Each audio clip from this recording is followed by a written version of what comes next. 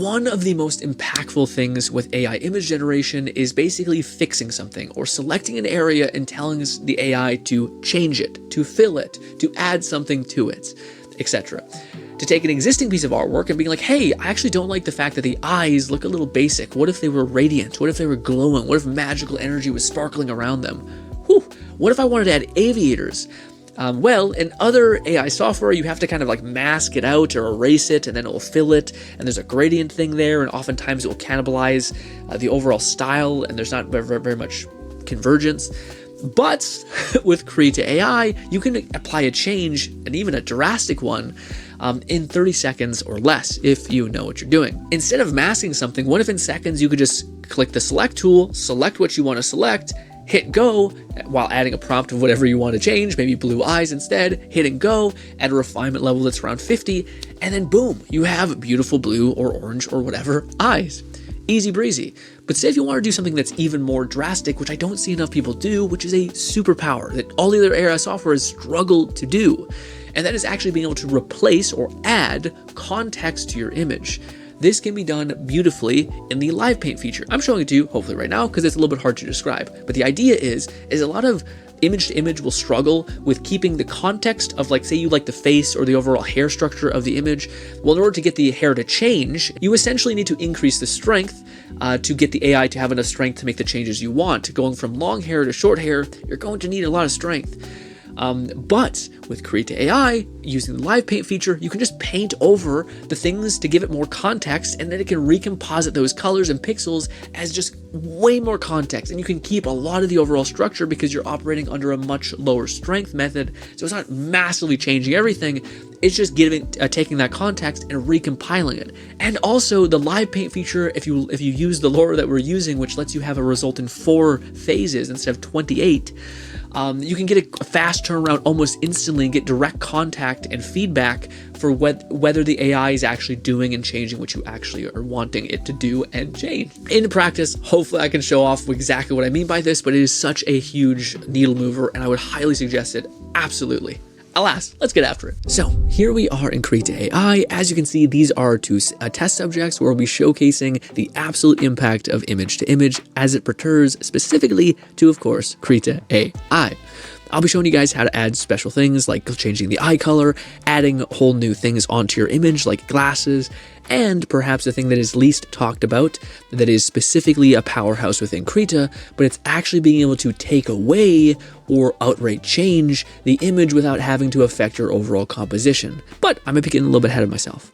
Let's rewind a little bit. What is image to image? In various other AI softwares, a lot of the time it looks something like this, where essentially you select an area and you erase what you don't want. We can increase that so you see a drastic increase or decrease, and then essentially it will fill in the white and try to blend this around it. But oftentimes it completely cannibalizes whatever the overall image is. So the hair and the face will look nothing like it. This is a great example where this is an image with low strength, and then this is an image with high strength. You guys can see that it drastically changes a lot of it, and it doesn't really gradient well with the already existing style of the image, right? But at a fundamental level, when it comes to using Krita AI, all that we essentially do is we don't need to paint out things such as this.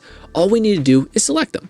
So we just use any select tool, and there are many. I'll tell you which one to use. You can easily select something extremely quickly if you want to change it, such as the face, changing the eye color, maybe the nose, maybe adding more detail, whatever you desire. Now, there are many selection tools. I would suggest this one right here called Bezier Curve. The reason why I like it specifically is because it allows you to actually create a curve. So you can click here and then click and hold, and you can actually move around this so it perfectly matches the curve of his neck. And all you need to do is hit Alt, and you'll be able to actually move this any direction. So you can have a really sharp curve and then go on a dime if you need it. But now you have to let go in order to do that. And this makes it so that you can have the best of both worlds if you want to be accurate. And I don't feel like the gains you get from a tool that is also good, such as this one, which is just a quick selection tool. So you can add, like, say, the ear really quickly. It's convenient, but it's only convenient as it pertains to selection and image to image, rather than maybe you want to actually crop out something or do an adjustment. So I only have one bound because it's not that big of a deal for me to do 3 and then connect them. Not that bad, you know. Now, there is a particular protocol I really want you guys to follow with this. Whenever you want to make a change, add it to the front of the prompt box here and increase the weight of the prompt. It's very simple to do this. All you need to do is write whatever you wish to change. In this case, it is man 1, masculine, orange eyes, right? So we would select all of the text that we want, and then you would hit Control arrow key up, up, up, and you'd want to do probably 1.3 to 1.5 because you want to see an effect actually change without having to drastically increase your strength. So let's not get ahead of ourselves. We'll talk about strength in a minute. But the reason why you do this is because sometimes in your prompt box, you'll have stuff that conflicts a little bit. Like maybe you'll say, oh, this character I defined as having brown eyes. And maybe when you're editing and you're going through the motions, maybe you forgot that you wanted to change orange eyes and you happen to miss it. A better example is right here. I labeled brown hair. If I wanted to change it to blonde hair, this would start to conflict. But because we increased the prompt weight, this one has a higher chance of winning. And it's at the beginning, so it has an even greater chance of winning. But if you ever start seeing brown hair, you might want to look and see if you ever had a word or something that's conflicting or causing it to merge two different things, two different colors, so to speak. So this right here, ladies and gentlemen, is the strength box. And when it comes to image, you're going to want to stay anywhere from 20 at the lowest and around 75 probably to 80 at the highest. You want to stay in this middle point. The reason why is because you don't want to change overall composition of your image. The lower the image, like sub 50, the more you're going to be able to keep from your original image. And honestly, 55, it lets you do changes like eye color, fixed distortions, things like that. But if you wanted to add something substantial like aviators or maybe like change hair or something like that, something a little bit more exponential, or maybe add like anime eyes instead of like sharp pencil drawn eyes, things like that, that would require a slightly heavier hand, probably going beyond 60. So this is an example of it being really low, but still getting the effect that we want. You guys can see here that we did our thing, orange eyes, masculine, all that stuff. And it keeps a lot of the overall composition that we have. The hair looks relatively the same. A lot of things add up, right? But then if we increase it too much to around 82, you guys can see that it drastically decreases the overall look and aesthetic of the image, changing the overall style altogether, and looks really, really out of place. So you want to keep it probably below 80, just so you don't get too much changes. So right now you might be wondering, well, what does this really mean in practice? What can I actually do? Well, here's a plethora of examples of what you can actually do when you want to add or adjust your image. So this is the one I showed, which basically just is adding glowing eyes, magical energy, particles. Again, we're front loading all of our changes to the front of the prompt box right here. Also, I'm trying to go slower because people have mentioned that I speak a little too fast. I'm doing my best. My comfort zone is probably speaking too fast, so I'm trying to work on that. This is also another one which you can add, which I think I added things like scarred face and variables like that, which added so much more contrast and pop to your image as well, adding those types of details. And then I added stuff like this, which is a stack of, I believe I added handsome and masculine, which ended up making the person look much more adult in nature. And you can see that it also just looks, I think, a lot nicer. In a more of a brutal way because of the scarred face. And you can even do some more crazy things such as this, where you actually add a much more big change, such as changing the hair color and things like that. And all of these things, you probably want to implement blending, just because it kind of makes it look really nice. But as you can see here, it's probably pretty good, with the exception of stuff like this, the eyebrows being noticeably not blonde because we didn't select that when I was selecting the hair, and things if you have a really sharp eye, like this right here. You guys can see that there's clearly a difference or gradient, but because we're not using a very high strength, we're not really seeing that much of a differential. You know, it's not looking that off. But if you didn't like that, it'd be really simple to fix. All you would essentially do is this. You click on the image that you want to mask, and then you would go down to this arrow and apply a mask to it. All of these ones. Boom. Now, ideally, you have the right mask bound to your button press, your hotkeys, if you followed our beginner's guide. But anyways, then you are going to essentially select black, and then you are going to erase the stuff that you do not like this in favor of what you do. This is also something that's just kind of nice to do overall, and blending things in general ends up looking a lot nicer and looks like a lot less harsh a lot of times. And I just overall like that overall aesthetic a lot more. But there is one more fundamental thing that I think is really, really important when it comes to this, which no one talks about. And this is like kind of my golden goose if I could give you it. If you could just understand this, you'll be massively ahead of so many others when it comes to image, especially as it pertains to Krita AI. AI. And I can show you guys this based on our other stack of images to showcase image to image and how powerful it is within, of course, Krita AI. So same thing here, just want to show you guys the potential of image to image and what you should start thinking about as you can affect your image. You can change the eyes right here. I did the same thing, giving her iridescent glowing eyes, things like that, magical energy, all that stuff. It's also funny how it changes slightly based on the person that it's able to interpret. Anyways, then I also did this. This one's kind of like glam effects, beautiful eyes, beautiful lips, gorgeous, things like that, which makes her look pretty glammed up, etc. And then we have stuff like this, which shows you can actually add some more like heavy hitting things such as aviators. So you can actually change and add a bigger thing. You can add glasses. But again, this is all determined based on your strength. If we actually look back here, you guys can see that we have 75 strength to attain that. So you don't want to go too heavy. You want to go a little bit heavy so that it can add new pixels and create new patterns, but you don't want to destroy your old image, right? This is more stuff that you can do. You can change expressions, crying, you can change the hair, but as you guys can see, it starts to change quite a bit when you do something that's that heavy-handed. And there's better ways to go about this. But there's one more feature that I would be remiss not to tell you guys about, which is that golden goose feature. And that is the live paint feature within Krita AI, which is an absolute superpower that very few people actually use. So how this usually works is we want to switch over to the live paint feature right here. I'll show you guys first what it can do, just so we don't get too lost. So a problem that you are going to encounter is I want to change something significant about the image, but I don't want to change the core aspect like the face, like the soul of the image. Maybe I want to make her hair shorter. And how is it going to do that? In order for me to change the hair, I'm going to need to drastically change the image, increase the strength, which will likely increase everything. So you cannot select the face, which is a good start, but ultimately you need to add more context for the AI to build off of. And this is done perfectly, perfectly with the live paint feature in, of course, Krita AI. So all this, and this can happen in like 30 seconds, super short. You just paint out the stuff that you don't want. You don't have to be perfect. And then you basically use a quick render to help it understand what you're doing now. And boom, you're immediately able to do this. I didn't crop out the face, so we'll do this again and I'll show you guys live.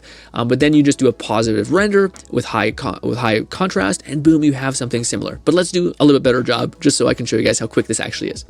I'll try to go somewhat slow so people can stay locked in. Great. All right, so step one when it comes to using any live paint feature, I would heavily suggest using this LoRa right here.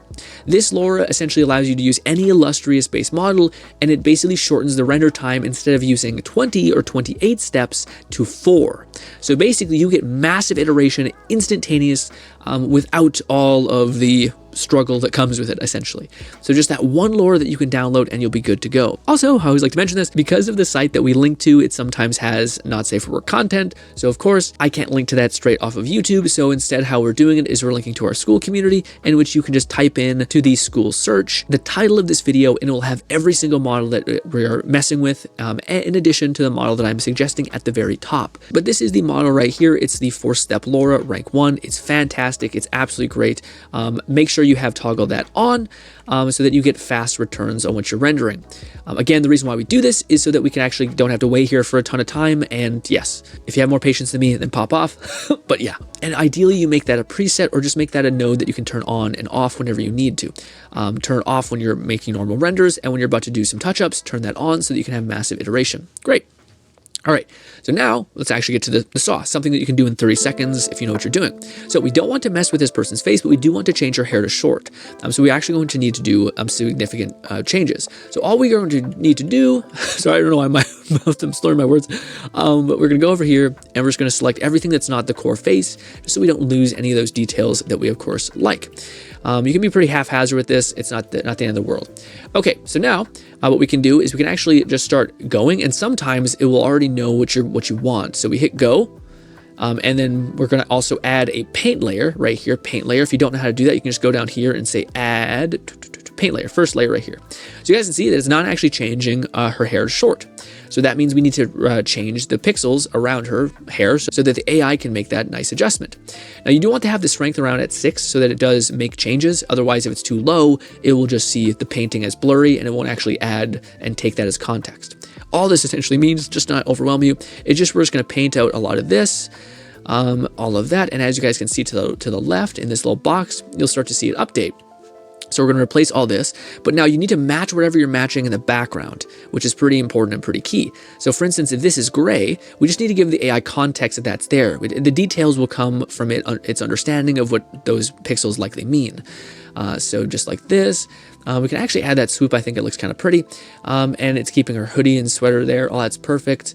Yes, and you guys can see that we now have short hair. Now the fun thing is that you can actually increase this or add to this, but this is already what we want. This is essentially a short-haired girl. We can even go more short if we wanted. We can also see if the AI plays with this well, but we can actually increase our hair as well. I'm curious to see how it functions with this. No, see, it tries to interpret all that in a really nice way, and sometimes a bad way too. So, but again, it's the same process of you grabbing any color that you don't want. Once again, if we wanted to like increase this, we grab a skin pigment and we would decrease this just in case you wanted to get absolutely crazy, and give her a giga forehead and see what the AI tries to manage when trying to do that. But yes, so basically you're just taking the surrounding pixels to make something new for yourself. Now, there's two buttons here. One of them creates a brand new layer, and one of them will add to your existing layer. I would suggest always just creating a new layer, just because that way you're not destroying anything. Also, if you want, you can iterate upon this quite a bit, which is quite nice. But you guys can see here, because we're basically quickly doing this within 4 or so steps, we're basically losing a lot of the detail. Now what you can do is simply lower the resolution down to probably sub 30, and then make sure you take off that fast step LoRa, and then render it one more time, and this will give you a much nicer pass and won't change much stuff, very much stuff at all. And then also I probably shouldn't have picked the option that gives her a giga forehead. That's my bad. That's a little bit rough on our end. But anyways, as you can see with this one, it's significantly nicer. Now all we need to do is just do a little bit of touch up. This is taking a lot longer. Oh, also be careful of that. Make sure you have de-equipped your selection when you're about to do a mask, or else it will perfectly crop it. Although this one honestly doesn't really need that much. It did an amazing job blending. Maybe this part is a little bit, you guys can see here, there's a little bit of a transition. Actually, I think a lot of that is coming from this. Yeah, these. Take away those. There we go. Actually, there's there's literally no gradient like transition line, even without the mask. But you could, if you wanted, you could maybe like pull some of these back if you wanted. But yeah, because of the live paint feature and because of all that, you can easily make those sweeping changes. And like you might have guessed, you can do this way faster than I did if you're not speaking through it. So like I said, you could probably bang this out in like 30 seconds if you just wanted to make any of those slight adjustments, just by giving the AI a little more context for what you're trying to do. And alas, I hope that was helpful. That was image to image, something I took for granted, and someone reached out to me and told me, hey, I don't understand how this really applies to Krita, and I thought, I've been using it for so long that it didn't click in my head that that's something that people would not understand and want to have explained. So I did my best to do so, as well as the kind of cutting edge techniques and stuff that actually make you have a massive advantage. Again, the idea of just understanding how live paint and the ability to add pixels or colors that can tell the AI, hey, this is what I'm trying to do. Hey, I labeled short hair. I'm gonna show you that I can erase the hair with the background colors to show you that like I don't want this, and it'll be like, oh, okay, got it. That makes so much more sense to me, rather than me having to recomposite all of the hair follicles to make it something for you. Thank you for just giving me that little bit of context. And boom, you can have so much more control over your image, an insane amount. And using that lore that we found that lets you have an effect in 4 steps, godly, absolutely godly. If you want more godly resources, we have a fantastic school community filled with people who are also trying to learn and develop in Krita AI art, or AI art in general. I would love to see you there, as well as any of the things you create. There's also a ton of free stuff there. And one quick thing that I am excited to show you in the next video that I hope will be useful. Alas, thank you kindly for your time. I hope to see you there, and goodbye for now, my friends.